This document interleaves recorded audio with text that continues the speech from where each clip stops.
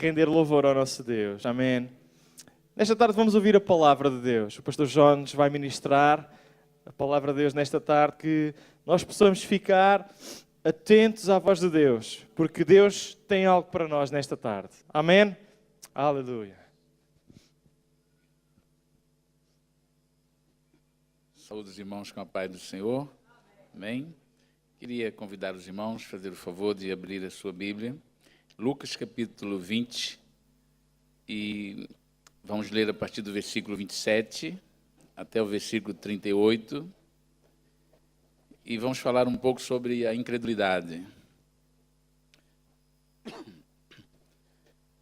E alguns dos artifícios que servem de apoio para a incredulidade. Capítulo 20 de Lucas, versículo 27. Diz assim a palavra do Senhor. Chegaram, então, alguns dos saduceus, que dizem não haver ressurreição, e perguntaram-lhe: Mestre, Moisés nos deixou escrito que se morrer alguém, tendo mulher, mas não tendo filhos, o irmão dele case com a viúva e suscite descendência ao irmão. Havia, pois, 7 irmãos. O primeiro casou-se e morreu sem filhos. Então o segundo e depois o terceiro casaram com a viúva. E assim todos os 7 e morreram sem deixar filhos. Depois morreu também a mulher. Portanto, na ressurreição, de qual deles será ela esposa, pois os 7 por esposa a tiveram? Respondeu-lhe Jesus: os filhos deste mundo casaram-se ou casam-se e dão em casamento. Mas os que são julgados dignos de alcançar o mundo vindouro e a ressurreição dentre os mortos, nem se casam e nem se dão em casamento, porque já não podem mais morrer, pois são iguais aos anjos e são filhos de Deus, sendo filhos da ressurreição.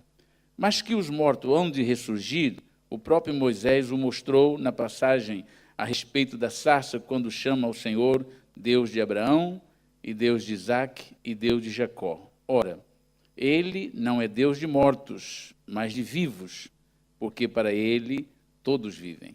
Amém. Meus amados irmãos, trouxe hoje aqui um tema, e eu gostaria de falar sobre a incredulidade, e gostaria de explicar alguma coisa aqui a respeito disso. Não que os irmãos não saibam, talvez, mas principalmente para você que me ouve, talvez na sua casa, talvez agora, ou a posterior, quando ouvir uma gravação desse vídeo, e que talvez não tenha, assim, compreendido muito bem a questão espiritual e tem tido algumas dificuldades para crer na pessoa bendita do Senhor Jesus Cristo. Mas também é bom para nós, como igreja, pensarmos que muitas das vezes somos bombardeados com algumas informações, com algumas situações que podem nos levar a adquirir ansiedade, a ficar ansiosos por alguma coisa e nos preocupar com alguma coisa, e como nós somos seres humanos, temos a tendência de tentar resolver as coisas pela lógica. E eu coloquei aqui que a incredulidade que assola a muitas pessoas resulta de um esforço dessas pessoas encontrarem respostas para os seus assuntos espirituais, tentando combinar fé com lógica. Mas não existe lógica na fé. A lógica, ela vê para crer, e a fé, crer para ver. Não existe nenhuma relação entre lógica e fé. Não existe combinação. E algumas pessoas são bombardeadas com essa questão, porque automaticamente, quando se deparam diante de alguma situação, vão logo fazer as contas. Começa a pensar e calcular e quer saber como isso funciona, como funciona aquilo, como é que é feito isso, feito aquilo, e acaba tendo algumas dificuldades, e algumas pessoas ficam ansiosas, não conseguem dormir. E talvez até esteja falando com alguém, até mesmo dentro da igreja, que essa noite acordou de madrugada e ficou, meu Deus, como é que vai ser isso? E como é que eu vou fazer isso, vou fazer aquilo? E faz as contas e faz e não consegue chegar a um denominador comum, porque tem muitas coisas que não se resolvem na mente. Não é pensando, não é fazendo cálculos que vai resolver algumas coisas. Tem, dentro da área espiritual, é pela fé que nós alcançamos, é por confiar no Senhor, é por dedicar ou entregar aos cuidados do Senhor que as coisas se resolvem. Espiritualmente, só se resolve espiritualmente, os assuntos espirituais. E eu anotei aqui, porque eu sei que é do conhecimento dos irmãos, mas para lembrar que a lógica, fui lá consultar no dicionário, a lógica é a ciência que ajuda a raciocinar com justiça ou com justeza. A lógica é, portanto, a ciência do raciocínio e estuda os processos e as condições do pensamento correto e do conhecimento usado. A lógica, ela vai procurar detalhes e ela se baseia em fatos que são baseados no conhecimento, coisas concretas. E espiritualmente tem muitas coisas que não se explica. Por exemplo, Jesus diz assim, quem quiser ser o primeiro, na nossa lógica, tinha que correr à frente de todos. Jesus diz, quem quiser ser o primeiro, seja o último.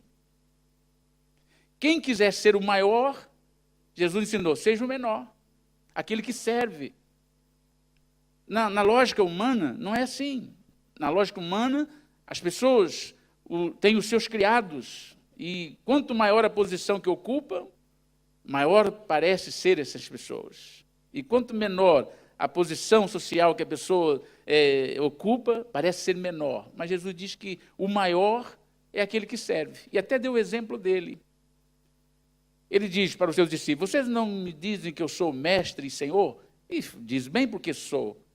Mas eu vos dei o exemplo, eu sou como quem serve. Então, o maior no reino espiritual é aquele que serve.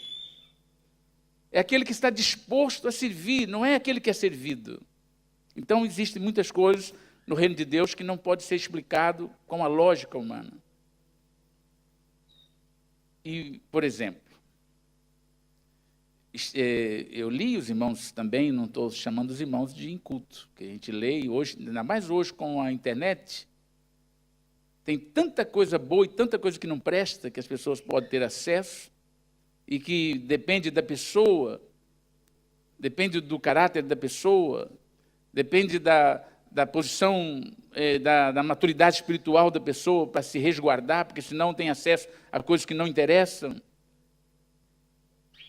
Mas quando nós lemos a respeito deste assunto e vamos procurar o mundo, eles debatem a respeito de querer encontrar alguma explicação, alguma justificativa para alguma coisa, e escreve sobre muitas coisas. Por exemplo, como é que nós conseguimos explicar, dentro da lógica, que Jesus Cristo, ele tomou lá 2 pães e 5 pães e 2 peixes, e chamou lá os discípulos, e existia lá uma multidão de aproximadamente 5.000 homens, e ele pegou aquele pão, tendo dado graça, partiu, e deu aos discípulos, e mandou que os discípulos distribuíssem para aquelas pessoas, aquela multidão. E diz que eles começaram a distribuir os pães, e aquela multidão comeu, saciou, ainda sobejaram 12 cestos cheios de pedaços de pão. Isso tem lógica? Não. Isso não tem lógica. Isso é o poder de Deus, o milagre, a questão espiritual, a fé, o Espírito de Deus operando, é que faz essas coisas. E se o homem senta para tentar descobrir isso, eles vão lutar para tentar ver como é que isso foi possível. Mas não vão encontrar, e é mais fácil, quando não se consegue chegar a essa conclusão, os incrédulos dizem, isso não é verdade. Isso a Bíblia aceita tudo, é papel. Tudo que as pessoas escrevem lá, aceitam, e as pessoas são, e essas pessoas incrédulas, que acham dificuldade de aceitar isso pela lógica humana, diz, esses crentes, desculpa lá, mas são mesmo uns parvos. Como consegue acreditar numa coisa dessa? Como consegue acreditar numa invenção dessa? Porque para eles, isso é loucura. Para os incrédulos é loucura. Não consegue acreditar que isso é possível. Quando ouvem dizer a respeito do milagre que Deus operou com aquela viúva, quando tinha lá o azeite, e que o profeta mandou que ela juntasse vasos vazios, e ela tinha uma botija com azeite, e o profeta diz, vai lá e ajunta vasos, mas quanto puderem, e não sejam poucos.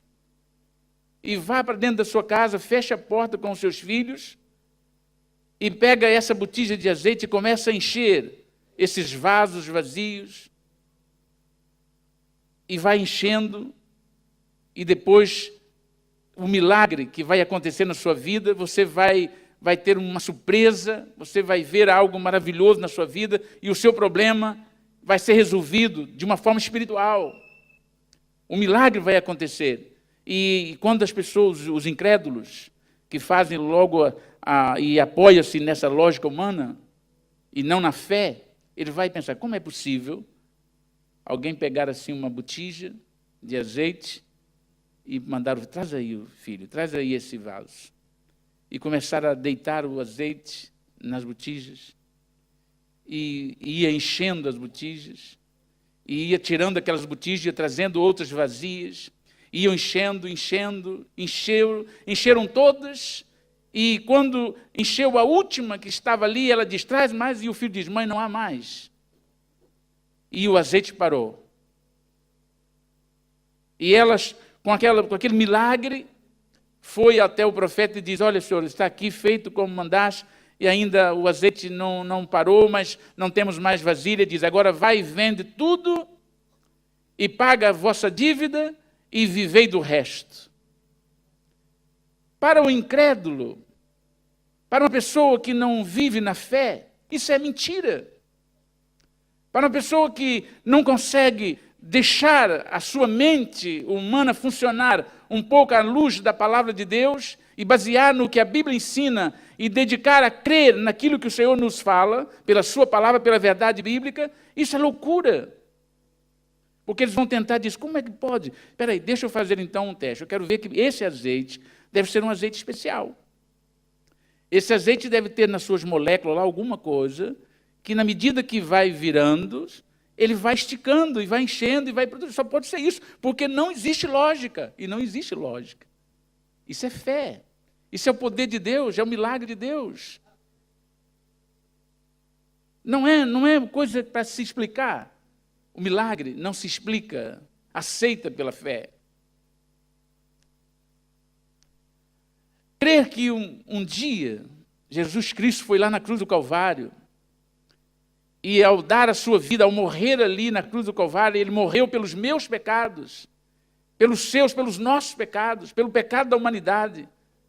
Um homem justo foi lá e morreu para que nós pudéssemos ser livres, para que todos os pecados que a humanidade praticou, ao receber Jesus, ao crer nele, possa ter o perdão dos seus pecados. Isso é loucura, mas para os que se pedem, para nós que cremos, é o poder de Deus. Ao pregar o Evangelho é a mensagem de salvação, é o poder de Deus para a salvação de todo aquele que crê. Jesus Cristo, ide e pregai o Evangelho. Quem crer e for batizado será salvo, quem não crer será condenado. Essa luta que as pessoas têm para apoiar na fé e tentar levar pelo raciocínio, deixa as pessoas afastadas das bênçãos e das consequências que advém de uma vida espiritual. As pessoas não podem apoiar no seu entendimento. Talvez você que me ouve, aí onde quer que esteja, talvez você tenha passado uma luta muito grande. Eu não posso aceitar isso. Eu não posso crer nessas coisas. Como é que eu vou aceitar? Eu já fiz, eu já pesquisei, eu já fui buscar respostas arqueológicas. Eu já vi os resultados, os cientistas dizem que isso não é possível. O cientista diz que isso não é possível. Como é que a Bíblia diz que é assim, mas se a ciência diz que não? E eu fico em dúvida. Enquanto você permanecer procurando resposta pelo seu raciocínio, você vai ficar longe de desfrutar da bênção de Deus e da salvação da sua alma. Jesus diz para aquelas pessoas que duvidavam dele, que não criam nele: se vocês não crerem, vocês permanecerão nos vossos pecados e morrerão neles, serão condenados. Porque não há como ser salvo através das obras, por outros meios nenhum, a não ser pela fé. Pela graça sois salvos por meio da fé. Isso não vem de vós, é dom de Deus. Não vem das obras para que ninguém se glorie. Certa vez, a Bíblia diz que a fé está lá em Hebreus 11, é o firme fundamento das coisas que se esperam e a prova das coisas que não se veem. Então, certa vez, um professor, isso é uma ilustração, um professor na sala de aula, começou a tirar, assim, a implicar com um aluno, um jovenzinho adolescente, que era crente. E ele, sabendo que aquele jovem era crente, e como esse professor, não tinha capacidade espiritual para analisar as coisas espirituais, então achava que aquilo era uma loucura, como muitas pessoas acham, na minha família, na sua família, na nossa família, no meio dos nossos amigos. Pessoas que dizem: vocês têm cada capacidade de acreditar em cada coisa que, pelo amor de Deus, como é que vocês podem crer nisso? E o professor tentou dissimular aquele jovem a respeito da sua fé. E eles foram lá buscar um assunto e começou a provar pela história, pela ciência, pela geografia. E o professor deu lá uma aula e o objetivo dele era demover aquele jovem adolescente da sua confiança em Deus, da sua fé em Deus. E começou a mostrar a história sobre a passagem do Mar Vermelho. E ele começou a dizer que tem uma época em que, naquela região, a água ela começa a abaixar e há um período do inverno, um período do verão. Não precisa explicar aquelas coisas que as pessoas têm lá, as suas mentalidades para explicar. E depois, dizendo que tem um período em que aquela água fica mais ou menos 20 centímetros de altura numa certa região, e que foi por ali que passou o povo de Israel, e que Deus não abriu o mar, mas que é um problema geográfico. E quando terminou de explicar aquilo e deu aquela explicação, virou para o aluno e diz: você agora, depois que você conheceu isso cientificamente, você ainda continua a crer nesse seu Deus? E o rapazinho diz assim: olha, professor, agora eu creio muito mais. Porque eu achava impressionante, eu achava um milagre Deus abrir o Mar Vermelho e deixar que o povo passasse e depois de sepultar todos os exércitos dos egípcios ali naquele mar, fechar as águas. Só que agora eu creio que Deus é mais poderoso ainda, que Deus matou o exército com um palmo de água. E Deus é muito mais poderoso do que eu pensava. Porque a fé, ela vê o impossível. A fé não precisa de circunstâncias. A fé acredita, crê. E essa fé é um dom de Deus, é um milagre que opera na nossa vida. Ninguém consegue convencer um homem do seu pecado. Ninguém consegue convencer um homem da sua necessidade de perdão para as suas vidas. Mas o Espírito Santo, que habita em nós, testifica com o nosso espírito que nós fomos recebidos como filhos de Deus e recebemos o perdão e temos a certeza da salvação da nossa alma, porque o Espírito que em nós habita clama: Abba, Pai. E esse milagre é o maior milagre que existe, o milagre da salvação. É por isso que nós estamos aqui hoje. É por isso que um dia nós estávamos lá fora, no mundo, escravizados pelo inimigo, e hoje estamos aqui diante do Senhor para louvar e glorificar o seu nome, porque Ele agiu em nós, operou em nós, e a fé vem por ouvir, e pelo ouvir a palavra de Deus. É na palavra de Deus que nós encontramos o alimento para a nossa fé. Nós nos alimentamos da palavra de Deus, porque a fé vem por ouvir e por ouvir a palavra de Deus. Não é assistindo televisão, não é assistindo programas de televisão que distorcem a verdade, que mostra lá a questão da evolução. Tem muitos programas que trabalham essa verdade porque as pessoas são incrédulas, não acreditam nisso. É quase, não vou dizer impossível, mas é quase que impossível para as pessoas terem lá um pouquinho de luz para aceitar o que é a questão da fé. E esses saduceus eram uma classe de religiosos. Eram pessoas que estavam dentro do sistema religioso judaico. Fazia parte de um grupo religioso. Só que eles eram religiosos, mas não tinham fé. Não acreditavam na vida eterna. Não estavam abertos para as questões espirituais. Só conseguiam ver as coisas ali presentes. E eram pessoas lógicas. Por não terem fé, eles automaticamente traziam as coisas para o raciocínio humano. E eles foram lá buscar um argumento para contrariar os ensinamentos de Jesus Cristo a respeito da salvação e da ressurreição. E eles foram lá na lei, foram lá buscar um arquivo, onde Moisés tinha deixado uma instrução que, se um homem casasse e ele morresse sem ter filhos, a sua esposa era dada em casamento ao seu irmão, para que mantivesse a linhagem e também que suscitasse nome ao seu irmão. Era assim a cultura.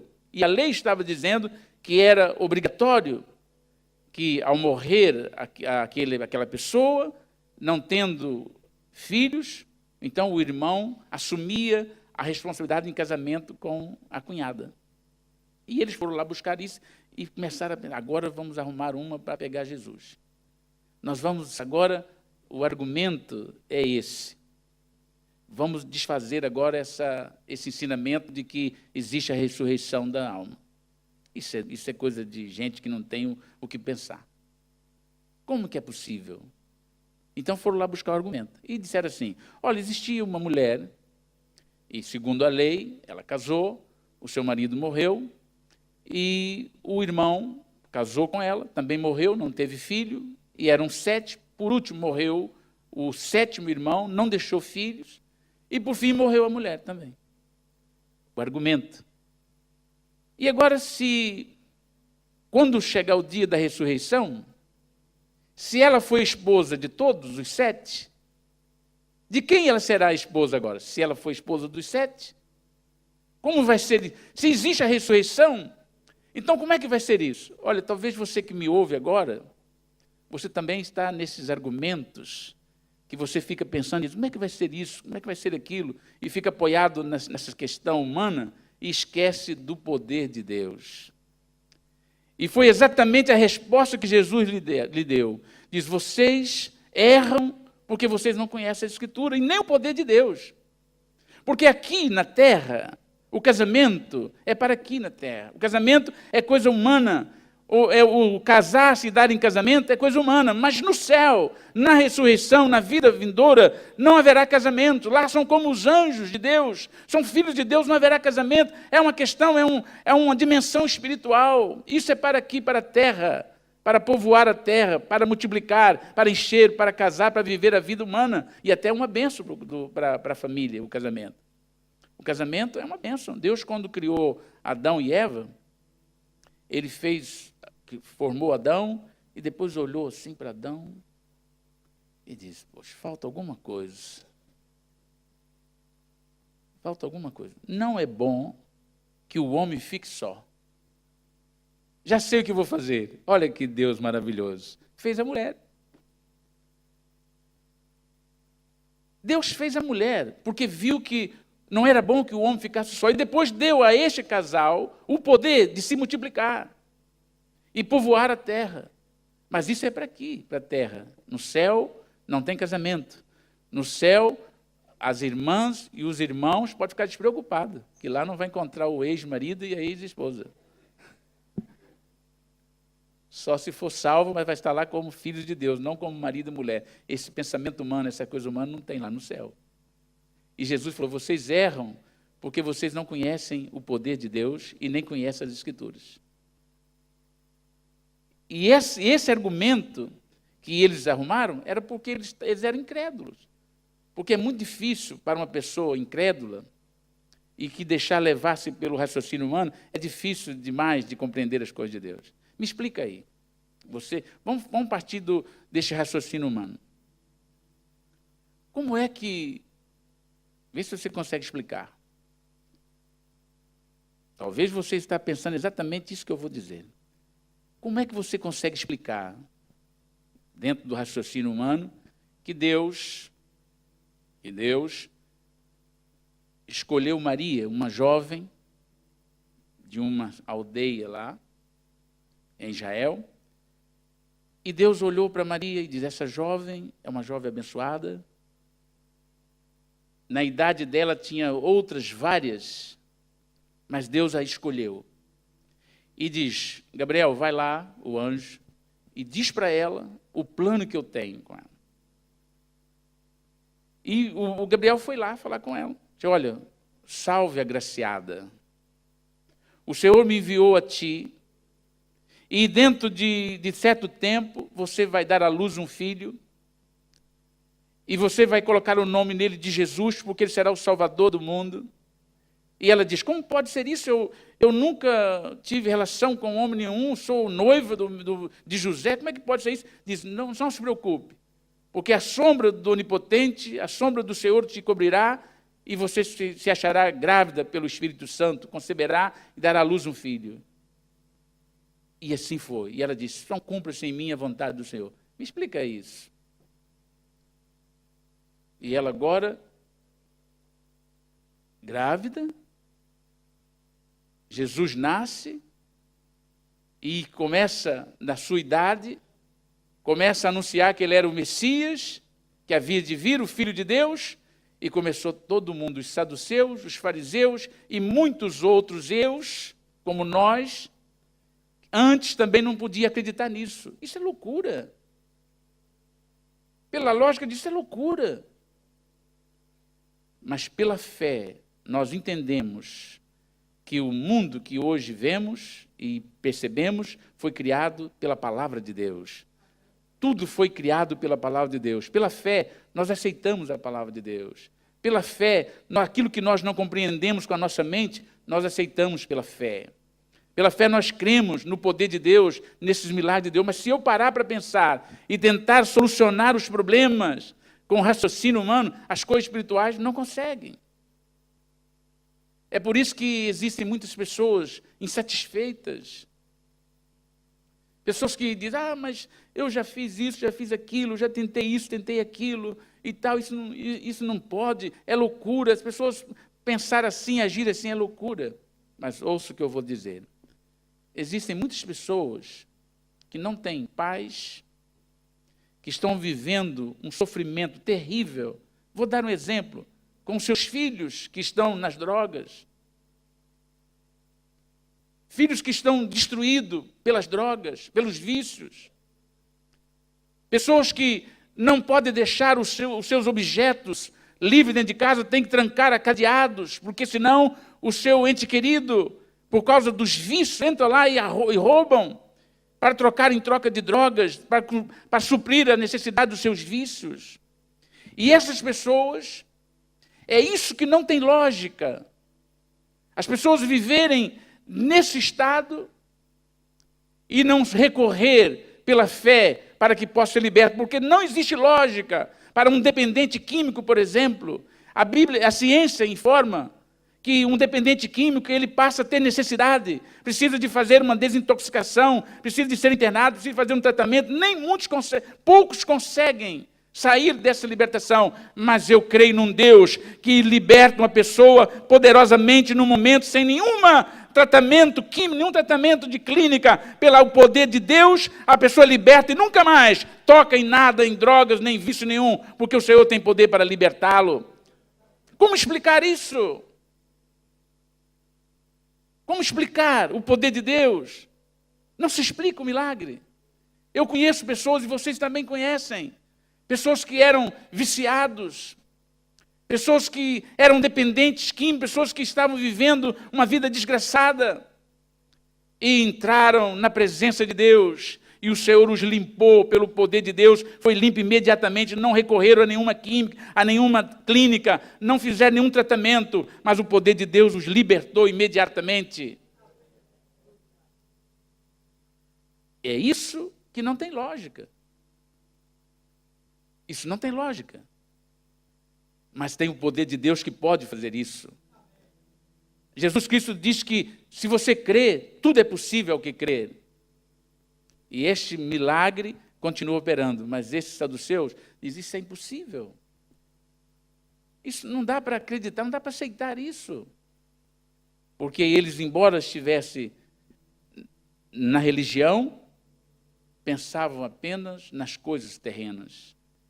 A mente deles era apenas humana, ou seja, eles não tinham espaço para viver o espiritual. Eles não vislumbravam a vida espiritual, não conseguiam pensar assim, não, isso é possível. Ouça, quando Pedro, eu já vou terminar, quando Pedro estava no barco, e juntamente com seus amigos discípulos, naquela grande tempestade, Jesus vem andando por sobre a água, e à noite, e eles tiveram um susto, acharam que era um fantasma, ficaram com medo, e quando Jesus disse, calma, sou eu, e Pedro disse, Senhor, se és mesmo tu, então me manda que eu vá ter contigo.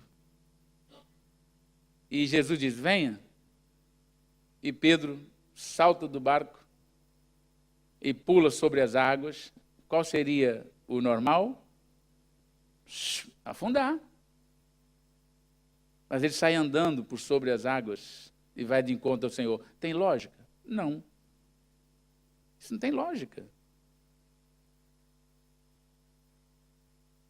Mas o poder de Deus não está limitado à minha compreensão. Eu preciso sossegar, eu preciso confiar no Senhor. É por isso que o salmista diz, entregue o seu caminho ao Senhor, confia nele e tudo ele fará. O irmão não deve ficar ansioso. Ah, pastor, falar isso é fácil. Não deve ficar ansioso. A ansiedade é terrível. A ansiedade é uma pontazinha da nossa incredulidade, da nossa falta de fé. Porque Jesus diz, vocês não podem mudar nada. Vocês não podem mudar o dia de amanhã. Basta o dia o seu próprio mal. Vocês não podem aumentar um côvado na sua altura, mas os vossos cabelos da cabeça estão todos contados. Olha os passarinhos. Eles não semeiam, eles não ceifam. E Deus cuida deles. Olha os lírios. Mas vocês não devem ficar no céu. Ah, Senhor, não posso ficar. Só que vem lá um probleminha e eu começo a fazer as contas. Ei, pai, isso assim, como é que Deus vai fazer isso? Eu creio em Deus. Eu creio que o Senhor pode fazer, mas como vai ser? Será que Deus vai fazer assim? Será como? E começa a fazer as contas, usando ali a aritmética, sei lá, fazendo um monte de contas e fazendo os cálculos, e vai buscando pesquisa, e vai estudando, vai vendo o que a ciência informa, o que a ciência diz, como é que vai fazer, e você fica perturbado e deixa de desfrutar a bênção de Deus. Descanse no Senhor. Eu vou dar um exemplo de que é descansar no Senhor. O nosso irmão Pedro, é o Pedro Vicente, é o Pedro apóstolo lá, ele estava para ser morto e entregue lá a Herodes e seria morto naquele mesmo dia. E olha, o anjo teve uma dificuldade para acordá-lo. Imagine, eu sabendo que o meu irmão Tiago já tinha sido decapitado, e agora o próximo seria eu, e eu estou dormindo. E diz que à noite, quando ele ia ser apresentado para ser morto, ele estava dormindo. E o anjo foi lá, abriu as portas da cadeia, tocou na ilargo de Pedro e disse, acorda. E ele continuou, acorda. E ele acordou, poxa, o cara vai ser morto, está dormindo. É esse tipo de tranquilidade que nós precisamos ter. É essa graça que precisa estar na nossa vida. O mundo lá fora está pegando fogo e nós estamos aqui comendo pipoca, sentado ao sofá. Tranquilos. Jesus diz, não andeis ansiosos com nada. Pessoas tomando remédio para dormir, porque não conseguem, a mente está tão atribulada, porque começa a pensar, raciocinar tanta coisa, estou atribulado, eu tenho que fazer tantas coisas. Não, eu não consigo, se eu não tomar remédio, eu não durmo. Doutor, passa aí para mim, doutor. É passar de 10, não, de 30, que eu não aguento, eu preciso, de 50. E está fazendo, e fica doido, preocupado com muitas coisas. Jesus diz, vocês devem ficar tranquilos. Mas a nossa falta de fé, às vezes, nos faz isso. Porque nós pensamos, tentamos resolver as coisas espirituais de forma natural. E diz a palavra de Deus que as coisas espirituais só são possíveis ser compreendidas pelo homem espiritual. É no âmbito espiritual. Diz, o homem natural não compreende as coisas do Espírito de Deus porque lhe parecem loucura. E não podem entendê-las porque elas se discernem espiritualmente. Mas o que é espiritual discerne bem tudo, e ele de ninguém é discernido. Porque quem conheceu a mente do Senhor para que possa instruí-lo? Mas nós temos a mente de Cristo. As coisas espirituais não conseguem resolver, não é pela nossa força, não é pelo nosso entendimento. Olha, fulano tem um entendimento, vai resolver isso. Não, é confiar no Senhor, é aceitar a palavra de Deus, é crer na palavra de Deus. A palavra de Deus é lâmpada para os nossos caminhos, é luz para os nossos pés. É ela que nos ensina, é ela que nos dá tranquilidade. A fé vem por ouvir e por ouvir a palavra de Deus. É na palavra que nós encontramos tranquilidade. E eu preciso crer, porque se eu não crer na palavra de Deus, se eu não exercitar a minha fé, se eu não receber essa graça, eu vou morrer nos meus pecados. E o maior problema da pessoa não é as coisas aqui dessa terra, isso aqui passa.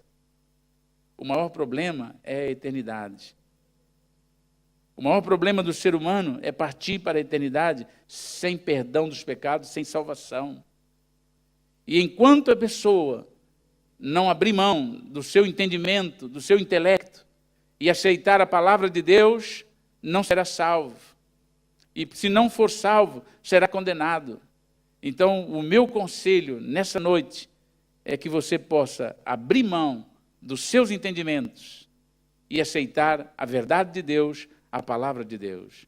E crendo, receba a salvação da sua alma, o perdão dos seus pecados. Quanto a nós, como igreja do Senhor, vamos descansar no Senhor. Descanse no Senhor. Pedro diz assim, lançai sobre ele toda a vossa ansiedade, porque ele tem cuidado de vós.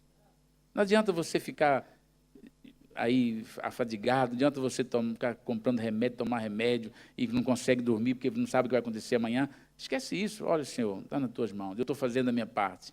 Eu estou lutando, estou batalhando, estou orando, estou jejuando, estou buscando, estou vivendo a minha vida com fé, confiando no Senhor. Eu vou continuar confiando, vou continuar olhando para o autor e consumador da fé. Jesus Cristo é o autor e consumador da fé. Eu vou continuar esperando nele. E o Senhor vai cuidar de todas as coisas.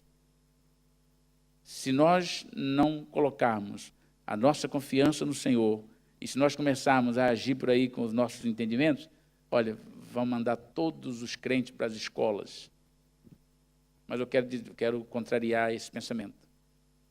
Todos os jovens, todas as pessoas deviam estudar muito. Agora oramos aqui pelas crianças, pelos adolescentes, pelos jovens, e a gente fica até com o nosso irmão disse muito bem, que deveriam estar lá para receber muitas coisas boas, mas a verdade é que recebe muitas palhas. Não serve para nada. Algumas coisas não servem para nada, só para tentar tirar deles, para os crentes, a noção do céu. Ensinam muitas coisas que não convêm. Deveria ser o contrário, mas como eles não têm, como poderão dar, se não têm para dar?